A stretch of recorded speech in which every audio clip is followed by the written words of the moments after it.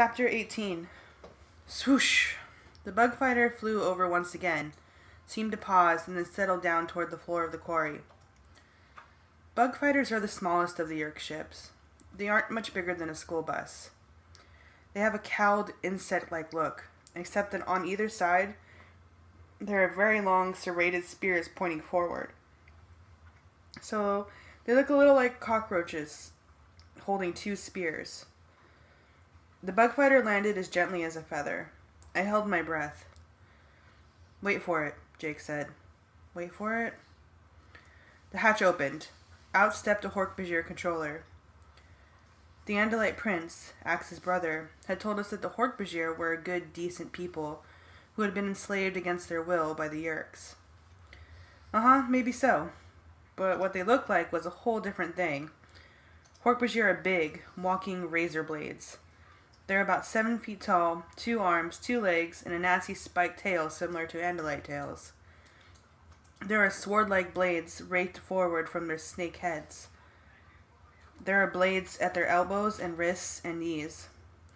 I mean, let me put it this way. If Cleons were real, they would be scared of the Hork-Bajir.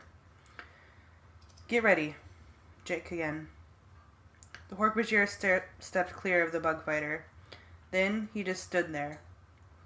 "There will be a Taxon inside," Axe reminded us. "Yeah, we know," I said. Why was the Hork-Bajir just standing there? He should be looking around. After all, he was answering a distress beacon. Why was he just standing there like he was waiting for something? "On the count of 3, Jake said in our heads. 1, 2, 3. Sear! Tobias swooped, falling from the sky at close to 100 miles an hour. He raked his talons forward and hit the Hork-Bajir's face. Brrr! Jake leaped from cover. He sailed through the air and hit the Hork-Bajir with paws outstretched, claws bared. The Hork-Bajir went down hard. Jake rolled away as the Hork-Bajir slashed the air like an out-of-control Cuisinart. But just then, Rachel rumbled up, as big as a tank. "Okay, back off, Jake," Rachel said. "I have him." She pressed one big tree-stump leg on the Hork-Bajir's chest and pressed him down against the ground. She did not crush him, just held him like a bug who could easily be squashed. The Hork-Bajir decided it was time to stop struggling and lie very still. Too easy, a part of my mind warned me. Too easy. No Hork-Bajir controller has ever just given up like that. But I had other problems. My job was to get inside the bug fighter, get the Taxon pilot. "Let's go," I yelled. I ran forward, loping clumsily on my squat gorilla legs, swinging my massive, mighty gorilla arms. Cassie and Axe were right there with me. Taxons are disgusting, oversized centipedes, but I wasn't worried. We were more than enough to handle a Taxon. But then, zap! A brilliant red beam of light sliced the air just inches in front of me. It blocked my view. Zap! Another beam of blinding red light. This crossed behind me.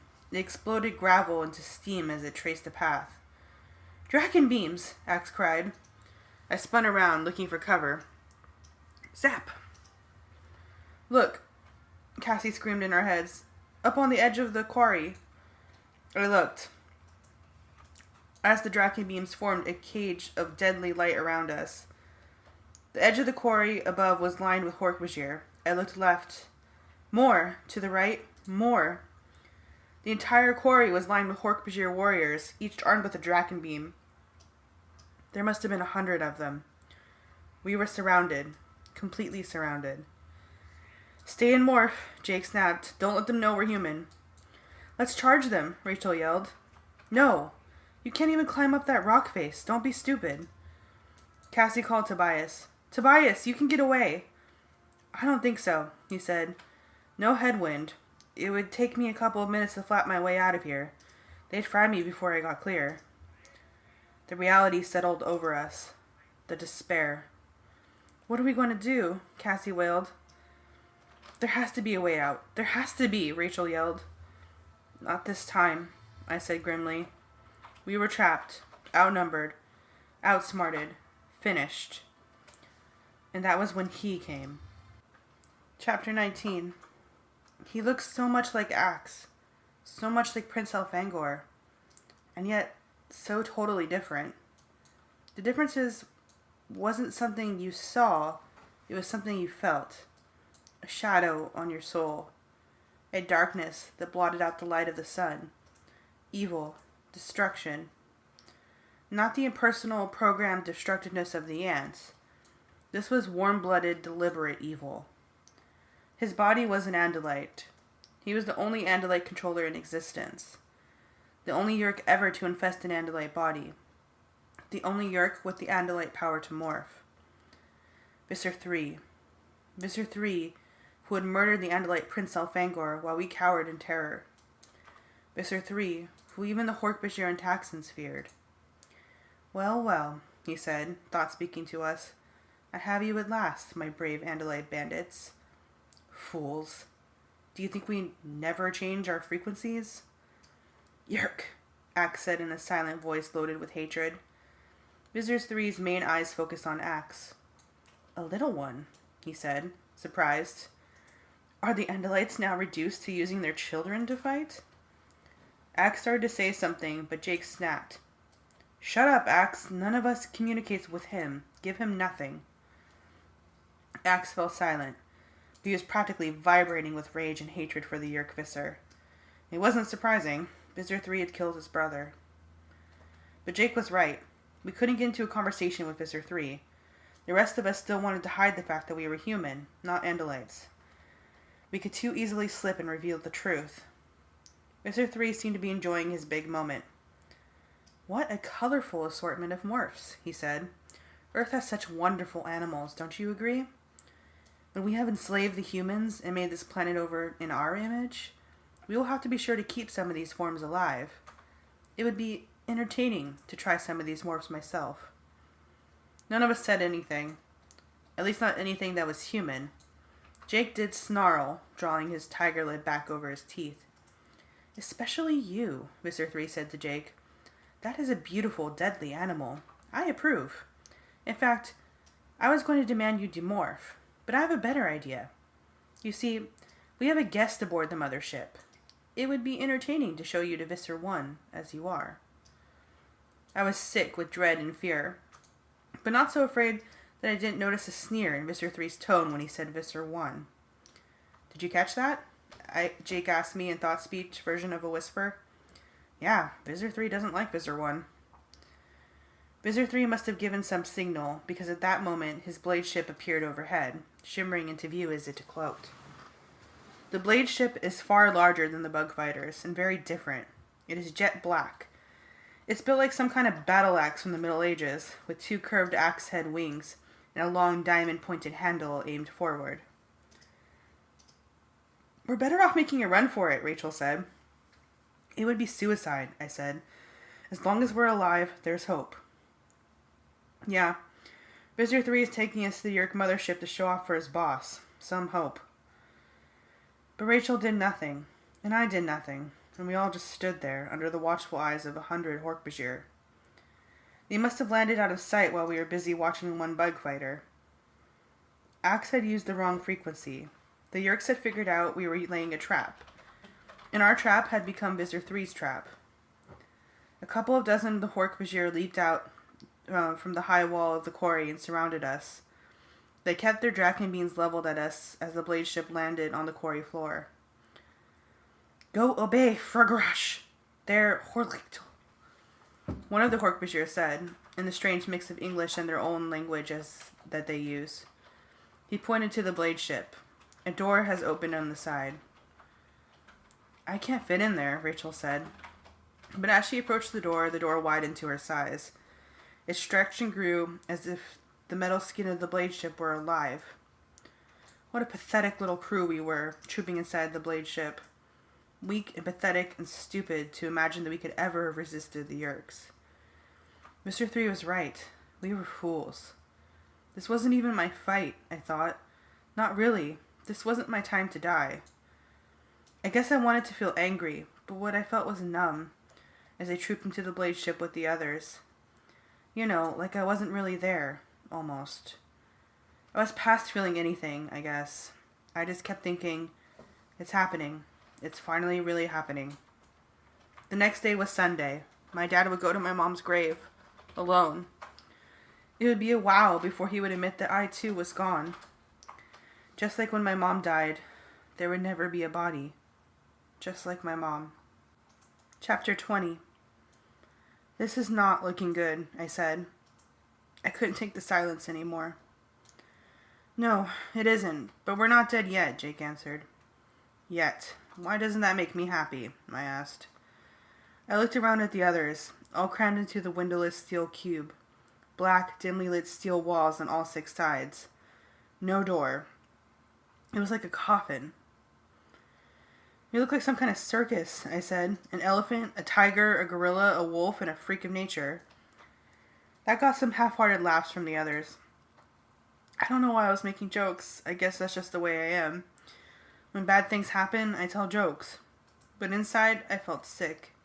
Like I'd swallowed broken glass. Maybe we should just demorph, Cassie said. Maybe if they realize we aren't Andalites, they'll let us go. She knew that was dumb, of course, but when you're scared, you start grabbing at anything. You want to believe there's a way out. The truth was, there were exactly 2 possibilities. Visor 3 would kill us, or Visor 3 would turn us into controllers. He would infest us with the Yeerk. We should stay in Animal Morph, Jake said. I mean, the thing is, if Visor 3 learns that we are human, he may go after our families next. He may figure out we told them something. Prince Jake is right, Axe said. The Yeerks will not want to take any chances that other humans know of them. It was true. I knew it was true. I guess I'd known it all along. But hearing it said, it made me want to crawl into a corner. My dad, Cassie's parents, Rachel's mom and her sisters, Jake's parents, maybe even Jake's brother Tom, although he was one of them. Their lives were at risk too. Suddenly, a window opened in one of the walls. It just grew, the same way the door had before, like the steel was alive. It formed a round porthole, large enough for all of us to see, even Rachel, who could only turn her massive head enough to look with one eye. I gasped. Below us, blue and white and so beautiful it brought us tears to your eyes, was Earth. Sun sparkled off of the ocean. Clouds swirled over the Gulf of Mexico, a big spiral, maybe a hurricane. Look, Cassie said simply. We looked. Through the eyes of the animals of Earth, but with the minds of human beings, we looked down on our planet. Our planet. For now, at least. For a little while longer. Then something different came into view, as the blade ship rotated away from Earth. This is why the Yeerks opened a window, Axe said. This is what they wanted us to see, so that we would despair. The mothership. It was a gigantic 3-legged insect. The center was a single bloated sphere. The sphere was flatter on the bottom, and from the bottom hung a weird, mismatched series of tendrils, like the tendrils of a jellyfish. Each one must have been a 1/4 mile long. Around the sphere were 3 legs, bent up and then back down, exactly like a spider's legs. The legs are the engines, Axe explained. The tendrils hanging down below the belly are weapons and sensors and energy collectors. That is also where the shipboard Kendrona is. The Yeerks must bathe in the Yeerk pool every 3 days and absorb Kendrona rays. There must be one on the planet below, too. Yeah, we know, I said. Your brother told us. For all the good it did us. It just hung in orbit, like a predator gazing down hungrily at blue Earth below. I can't believe people on Earth don't see this on radar, Rachel said. I mean, it's huge. It's a city. It is shielded, Axe said simply. It cannot be seen by radar. And it would normally be invisible to us. Visor 3 is showing it to us, to terrify us. He's doing a good job, I said. I've never been in space before, Cassie said. I always wished I could. I always wanted to see Earth, all in one piece like that. It is a lovely planet, Axe said gently. Not so different from mine, except that we have less ocean and more grassland. I am sorry I brought you all to this. This is my fault. I wanted to yell, Yes! Yes, it is your fault. But Cassie said what we all knew in our hearts. Axe, You're only here because your people wanted to protect us. Your brother and a lot of Andalites died trying to save us. Nothing is your fault. It was true, but sometimes when everything hits the fan, you don't want the truth. You just want someone to blame. One too many missions, I muttered. This was going to be my last one. Now, well, it will still be my last one. I can see an opening in the side of the Yerk mothership. A docking port. As I watched, a pair of quick bug fighters flew in, dwarfed by the size of the opening. A few minutes later, we entered the docking port and were suddenly bathed in deep red light. Through the window, we could see the Yerk crewmen, Hork-Bajir, Taxons, 2 or 3 other alien species, in a simple red or dark brown uniform. And there were humans, too. My first reaction was hope. Humans! But then I realized the truth. No, human controllers. Yerks, no different than the Hork-Bajir. There was a slight shudder as the blade ship came to a halt. Axe, Jake said. What's our morph time? We have been in morph for 40% of allowable time. I did the math. So we've used up 48 minutes, leaving what, 72 minutes? Yeah, Tobias confirmed. Not a lot of time for you guys. Maybe Rachel is right. Maybe we should just go out in a blaze of glory. Attack as soon as they open the door. At least we can let them know we were here. I saw Jake extend his claws, as if he were thinking about using them. He glanced at where the door had once been, like he was measuring the distance. I knew that he was listening to the tiger in his head. Then he seemed to relax. No, he said, we have to hope. Cassie sidled up next to him and nuzzled him with her wolf's muzzle. I guess it should have been funny, the wolf and the tiger sharing a tender moment, but all it did was make me a little jealous. They had each other. We gave them a pretty good fight, didn't we? I said. Our little circus, we did some damage to them. Yes, we did, Rachel agreed. Axe hesitated, then, do humans fear death? Yeah, we're not crazy about death, I answered. How about Andalites? We are also not crazy about it. Through the window, we could see a lot of Hork-Bajir and Taxons and humans running around, racing to get somewhere. They were lining up, and now I noticed there were distinct kinds of uniforms. One red and black, and the other gold and black. The brown uniforms were all around the edges, like they were less important. Suddenly, without warning, the window stretched open to a large arched doorway. Fetid air rushed in, smelling of oil and chemicals and something else. A ramp rose up from the steel floor outside to meet us. We were standing like a display on the top of the ramp. All around, filling this side of the docking bay, were uniformed Hork-Bajir, Taxons, and humans. Most were in red and black, perhaps 200 creatures standing in stiff rows arranged by species. About a quarter of the total were in gold and black. There were more humans in this group, but also some unusually massive Hork-Bajir. Jake, I have a feeling. I don't think the reds like the golds. I think they are troops of 2 different Viscers, Axe said. I think I overheard my brother talk about that. Each Viscer has his own private army and their own uniforms. Swell. I wonder which group gets to have us, I said. Far at the back of the rows of the alien troops, there was a movement, a party of creatures walking to the front.